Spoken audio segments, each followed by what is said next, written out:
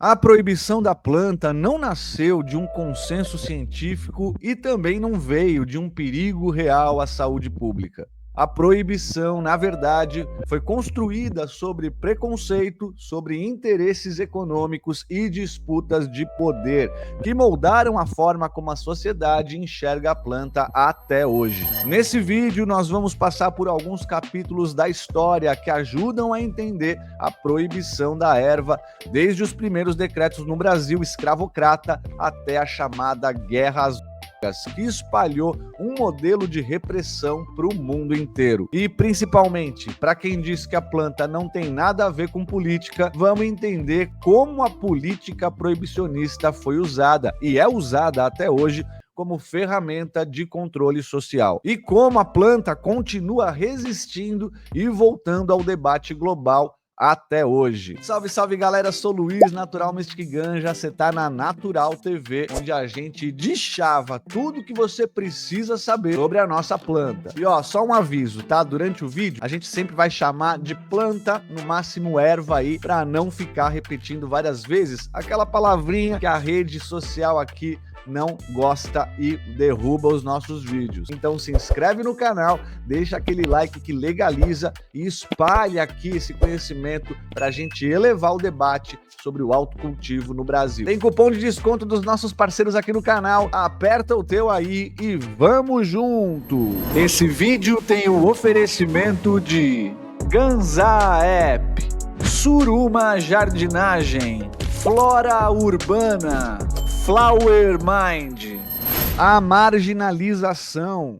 A primeira coisa que vocês precisam ter em mente para entender a proibição é que a guerra contra a erva nunca foi especificamente uma guerra contra a planta. Sempre foi uma guerra contra as pessoas que usavam essa planta. No começo do século XX, ela não era vista como droga perigosa na maior parte do mundo. Nos Estados Unidos, era encontrada em farmácias, vendidas como extrato medicinal, recomendada para dores, insônia e cólicas. A verdade é que, à medida que o álcool foi legalizado novamente após a lei seca, uma nova ameaça precisava ocupar o lugar do inimigo público. Olha que doideira, né? Se a gente pensar, essa justificativa oficial para justificar a lei seca era o quê? Proteger a moral, reduzir a violência e combater o vício. Mas na prática, aconteceu justamente o contrário. Primeiro, houve uma explosão do crime organizado e máfias enriquecendo com o contrabando. E segundo, o que na verdade essa proibição do álcool criou foi um inimigo público muito bem definido. Os bêbados e donos de bares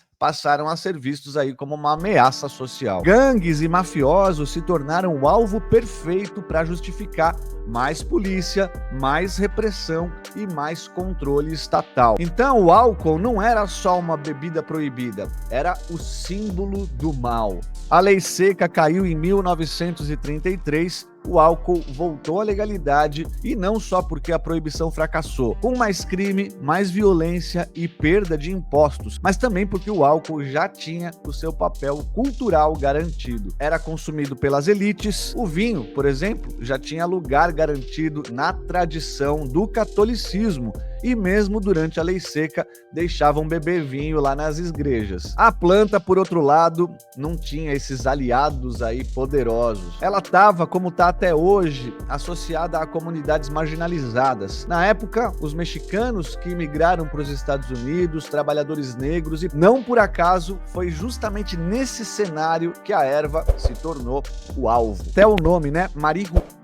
Ele foi popularizado exatamente por conectar a planta a imigrantes mexicanos, reforçando os preconceitos raciais e a xenofobia. O homem por trás da guerra, esse filho da... Harry J. Anslinger, chefe do recém-criado Departamento Federal de Narcóticos nos Estados Unidos, foi a figura central na campanha proibicionista. Ainda durante essa década de 1930, ele usou o seu cargo para espalhar pânico moral sobre a planta. A gente sabe bem como é que isso funciona até hoje aqui no Brasil, né? E ele associou sempre a crimes violentos, a insanidade e a degeneração social. Tem até um filme, cara, que é uma doideira, que a galera fuma se joga pela janela sai na promiscuidade, tá ligado? Uma doideira. Além disso, o Esslinger, ele promovia manchetes sensacionalistas em jornais. E o pior, ó, o racismo era explícito. Eu vou te exemplificar aqui, ó, com alguns testemunhos dele próprio, que, reforço, hein, era chefe do Departamento Federal de Narcóticos. Abre aspas aqui, ó. A erva é a droga mais causadora de violência na história da humanidade. A maioria dos fumantes é formada, olha isso, galera. Aff, cara. Olha aí, ó, consumir a erva faz com que os negros achem que são tão... Olha, louco. Eu não consigo nem ler isso aqui, sabe? É bizarro, mas é pior ainda pensar que tem hoje gente que ainda pensa assim. É isso que é inacreditável, né? Então ele utilizou esse termo marihuana, uma palavra de origem mexicana, para criar justamente uma imagem negativa da planta, associando ela a imigrantes mexicanos e afro-americanos. A popularização do termo também foi impulsionada aí por campanhas midiáticas que justamente associavam o uso da planta a comportamentos violentos e imorais. Esse discurso proibicionista foi ampliado por magnatas, por exemplo, o William Randolph Hearst, que era o dono de impérios midiáticos, que tinha interesse direto aí na indústria do papel e do algodão. Você sabe, né? Bem concorrentes aí do cânhamo. Já em 1937 foi aprovado o Marijuana Tax Act. Foi a primeira grande lei federal contra a cannabis nos Estados Unidos. Oficialmente, ela não criminalizava totalmente o uso, mas ela criava uma taxação completamente inviável que na prática eliminou a produção e o comércio. A audiência no Congresso durou pouquíssimo tempo, sem qualquer embasamento científico sério, e até houve médicos da Associação Norte-Americana de Medicina que se opuseram, mas, claro, foram ignorados. E o resultado foi o banimento da planta, sustentado por uma mistura de desinformação, racismo e lobby industrial. Você vê esse tripé do mal aí até hoje com essas leis que a gente tem no Brasil, inclusive. Falando em Brasil, vamos do mundo pro Brasil. A planta chegou na África por volta do século X e estava extremamente presente na vida dos povos africanos em tradições sociais, espirituais e medicinais. Ela era queimada em altares, inalada em rituais e, olha só, foi até empregada como moeda de troca. Ao cruzarem o Atlântico como pessoas escravizadas, esses homens e mulheres trouxeram muito mais do que cultura e história. Eles carregavam consigo sementes da planta escondidas em suas últimas posses, as roupas, tangas, as bonecas de pano ou até escondidas no cabelo. Assim, a planta que acompanhou gerações na África desembarca aqui no Brasil. E aí, aqui no Brasil, em meio ao trabalho forçado, a erva se torna aí uma das poucas coisas que oferecia um elo com a terra natal para as pessoas exaustas e violentadas nesse processo. No Brasil, já em 1830, acontece uma das primeiras tentativas de proibir a planta, com o Código de Postura do Rio de Janeiro, que não cita a planta em si, mas sim um hábito de escravizados dentro do centro da cidade. Mas ó, percebe uma coisa, só foi acontecer uma proibição específica para a erva aqui no Brasil 100 anos depois, em 1930. Foi justamente a década que os Estados Unidos iniciaram a política proibicionista deles com o famigerado Esslinger, que eu te falei lá no começo do vídeo. E é só aí, em 1930, que o governo federal começa a ter um protagonismo maior nessa questão das drogas e criou até uma Comissão Nacional de Fiscalização de Entorpecentes, mas que era ligada ao Ministério das Relações Exteriores. 50 anos depois, em 1980, ó, guardem bem esse ano, essa Comissão de Fiscalização de Entorpecentes é transferida para o Ministério da Justiça e passa a se chamar Conselho Federal de Entorpecentes. Olha, galera, alguns historiadores afirmam que esse aqui é o marco do início da guerra às drogas aqui no Brasil. A guerra às drogas. Nos anos 1970, o presidente Richard Nixon declarou oficialmente a guerra às drogas justamente com essas palavras. Até assessores do próprio Nixon admitiram depois que o objetivo era perseguir negros e ativistas contrários à guerra do Vietnã. Esse é outro filho da... John Ehrlichman, que era conselheiro de Nixon, foi um dos que confessou que todos por lá sabiam exatamente que não poderiam criminalizar uma pessoa por ser negro ou por ser contra a guerra, mas eles podiam associar essas identidades dessas pessoas à erva e a outras substâncias que seriam proibidas. A guerra se intensificou com outro filho da... Então a guerra se intensificou com Ronald Reagan lá nos anos 1980. Você lembra? A mesma década que a repressão se intensifica aqui no Brasil também, levando a encarceramentos em massa no país, especialmente de jovens negros e latinos. É pelo menos curioso citar que, enquanto eles queimavam plantações em alguns países, outros faziam fortunas cultivando a mesma planta. Nos Estados Unidos e no Brasil, a repressão aumentava, mas no mesmo período, a Holanda ali se tornava uma referência, justamente por adotar algumas políticas mais tolerantes. Coffee shops, bancos de sementes surgiram ali em Amsterdã ainda nos anos 1970. Inclusive, a gente contou essa história aqui de como surgiram os primeiros bancos de semente aqui no vídeo. Eu vou apontar. Ó, confere lá, não sei se é aqui, ó. Tá por aqui o card aí para você chegar nessa história dos bancos de semente que tá bem bacana também, hein? Bom, aqui no Brasil, essa política proibicionista resultou justamente no aumento da violência, na superlotação carcerária e, claro, fortalecimento do tráfico. Enquanto isso, países como Uruguai, Canadá iam avançando aí nas suas legalizações. A história que você acabou de ver deixa uma coisa muito clara. A proibição da cannabis nunca foi sobre saúde, sempre foi sobre controle social. Foi assim nos Estados Unidos, quando Eslinger e depois o Nixon usaram a planta como ferramenta de perseguição racial e política. E foi assim também aqui no Brasil, onde infelizmente herdamos um modelo escravocrata de repressão que segue vivo até hoje na chamada Guerra Azul.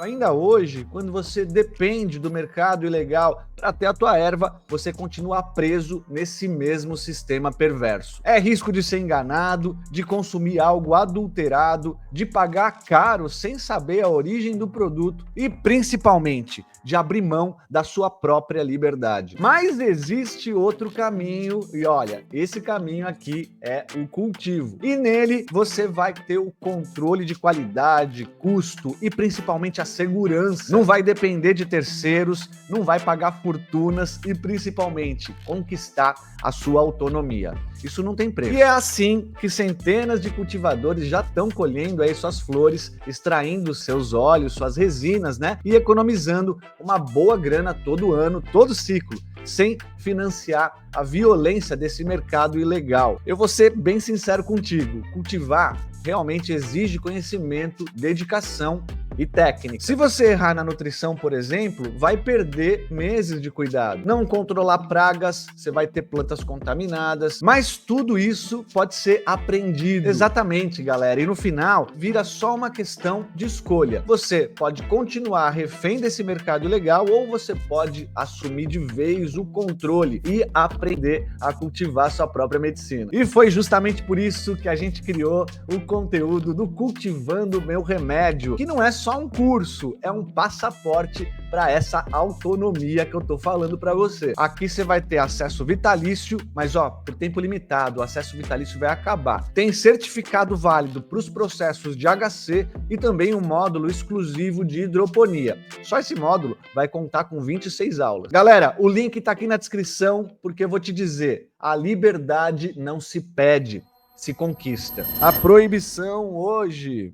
Olha, galera, atualmente, né, diversos países já legalizaram a nossa plantinha. Por exemplo, Uruguai, a Geórgia, a África do Sul, o Canadá, México, Malta, Tailândia, Luxemburgo, Alemanha. Esses são alguns dos países aí que legalizaram, inclusive, o uso recreativo em todo o território nacional. Além disso, tem muitos outros países que também optaram por uma descriminalização ou toleram aí um porte pessoal para uso próprio, sem adotar essa proibição criminal. É o caso aí de Portugal, Espanha, Holanda, Argentina, Colômbia e muitos outros países aí também. A verdade, galera, é que a maioria dos países hoje mantém a erva ainda estritamente proibida, especialmente nas regiões com tradições religiosas. Uma observação importante aqui para você que viu o vídeo até aqui, e aqui é o ponto crucial. A razão pela qual a gente decidiu começar a contar a história da proibição pelos Estados Unidos não foi porque eles foram os primeiros a proibir a planta, porque eles não foram. O motivo de começar a história por lá é justamente o impacto global e cultural que a proibição norte-americana teve, porque o Marijuana Tax Act, que a gente falou lá, ele teve um efeito dominó em diversas outras nações, seja pela pressão diplomática, pela influência cultural ou até pelos tratados internacionais que foram sendo confeccionados. O discurso de Ashlinger, o lobby industrial e a propaganda racista moldaram a percepção global da planta. Muito eficiente nessa desinformação, né, galera? E por isso a história começa dali, porque o que aconteceu nos Estados Unidos